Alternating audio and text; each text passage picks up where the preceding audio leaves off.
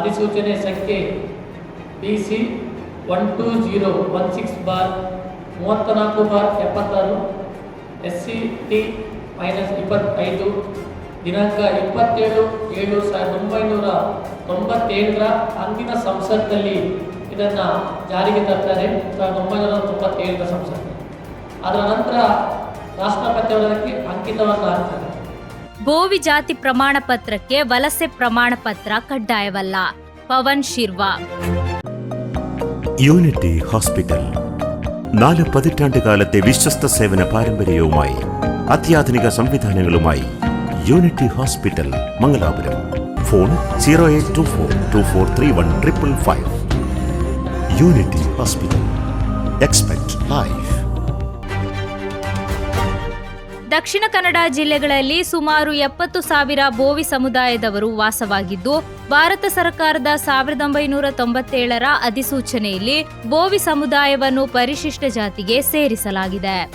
ರಾಷ್ಟ್ರಪತಿಯವರು ಇದಕ್ಕೆ ಅಂಕಿತ ಹಾಕಿದ್ದರೂ ಸ್ಥಳೀಯ ಮಟ್ಟದಲ್ಲಿ ಜಾತಿ ಪ್ರಮಾಣ ಪತ್ರ ನೀಡುವಲ್ಲಿ ಅಧಿಕಾರಿಗಳು ವಿಳಂಬ ಹಾಗೂ ತಾರತಮ್ಯ ಮಾಡುತ್ತಿದ್ದಾರೆ ಎಂದು ಪವನ್ ಕುಮಾರ್ ಶಿರ್ವಾ ಆರೋಪಿಸಿದರು. ಅರ್ಜಿ ಸಲ್ಲಿಸಿದವರಿಗೆ ವಲಸೆ ಪ್ರಮಾಣ ಪತ್ರ ಸೇರಿದಂತೆ ಅನಗತ್ಯ ದಾಖಲೆಗಳನ್ನು ಕೇಳಿ ಅರ್ಜಿಗಳನ್ನು ತಿರಸ್ಕರಿಸಲಾಗುತ್ತಿದೆ.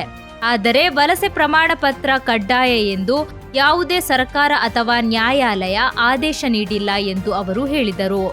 ಇದೇ ವೇಳೆ ಒಂದೇ ಕುಟುಂಬದಲ್ಲಿ ತಂದೆಗೆ ಪರಿಶಿಷ್ಟ ಜಾತಿ ಪ್ರಮಾಣ ಪತ್ರ ನೀಡಿದರೆ ಮಕ್ಕಳಿಗೆ ಪ್ರವರ್ಗ 1 ಪ್ರಮಾಣ ಪತ್ರ ನೀಡುತ್ತಿರುವುದು ಗಂಭೀರ ಲೋಪವಾಗಿದೆ. ಇದು ಸಂವಿಧಾನದ ಆಶಯಕ್ಕೆ ವಿರುದ್ಧವಾಗಿದೆ ಎಂದು ಅವರು ಆಕ್ರೋಶ ವ್ಯಕ್ತಪಡಿಸಿದರು. ಈ ಸಂಬಂಧ ಈಗಾಗಲೇ ಹೈಕೋರ್ಟ್ಗೆ ರಿಟ್ ಅರ್ಜಿ ಸಲ್ಲಿಸಲಾಗಿದೆ. ಅಲ್ಲಿಯೂ ನ್ಯಾಯ ಸಿಗದಿದ್ದರೆ ಸುಪ್ರೀಂ ಕೋರ್ಟ್ ಮೊರೆ ಹೋಗುವುದಾಗಿ ಅವರು ತಿಳಿಸಿದ್ದಾರೆ. ಜೊತೆಗೆ ಗ್ರಾಮ ಪಂಚಾಯತ್, ತಹಶೀಲ್ದಾರ್ ಹಾಗೂ ಜಿಲ್ಲಾಧಿಕಾರಿ ಕಚೇರಿಗಳ ಎದುರು ಅಹೋರಾತ್ರಿ ಪ್ರತಿಭಟನೆ ನಡೆಸುವ ಎಚ್ಚರಿಕೆಯನ್ನು ನೀಡಿದ್ದಾರೆ. ನಿಮಗೆ ಜಾತಿ ಪ್ರಮಾಣ ಪತ್ರ ಪಡೆಯಲಿಕ್ಕೆ ವಲಸೆ ಪ್ರಮಾಣ ಪತ್ರ ಕಡ್ಡಾಯ ಅಂತೇಳಿ ಅಧಿಕಾರ ಕೊಟ್ಟವರು ಯಾರು? ನಿಮ್ಗೆ ಏನಾದರೂ ಹೈಕೋರ್ಟ್ ಸೂಚನೆ ಇದೆಯಾ? ಇಲ್ಲ. ಸುಪ್ರೀಂ ಕೋರ್ಟ್ ಸೂಚನೆ ಇದೆಯಾ? ಇಲ್ಲ. ಇಲ್ಲ ಸರ್ಕಾರ ಸೂಚನೆ ಇದೆಯಾ? ಯಾವುದೂ ಸೂಚನೆ ಇಲ್ಲ.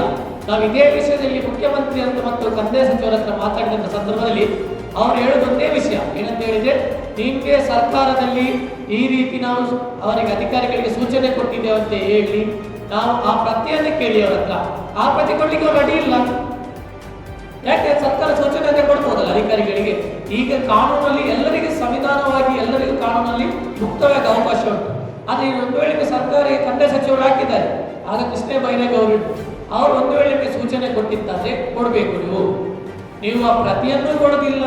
ಜಾತಿ ಪ್ರಮಾಣ ಪತ್ರಕ್ಕೆ ಅಪ್ಲೈ ಮಾಡಿದ್ರೆ ಸರಿಯಾಗಿ ಇಬ್ಬರಿಗೂ ಕೊಡೋದಿಲ್ಲ. ತಂದೆಗೊಂದಿಬ್ಬರ, ಮಗಳಿಗೊಂದಿಬ್ಬರ, ಮಗನಿಗೊಂದಿಬ್ಬರ, ಎಲ್ಲವೂ ಕಾಟಾಚಾರಕ್ಕೆ ಮಾಡುವ ವ್ಯವಸ್ಥೆ ಆಗಿದೆ. ಒಂದು ಸರಿಯಾದ ವ್ಯವಸ್ಥೆ ಈ ಉಡುಪಿ ಮತ್ತು ದಕ್ಷಿಣ ಕನ್ನಡ ಜಿಲ್ಲೆಯಲ್ಲಿ ಇಲ್ಲ.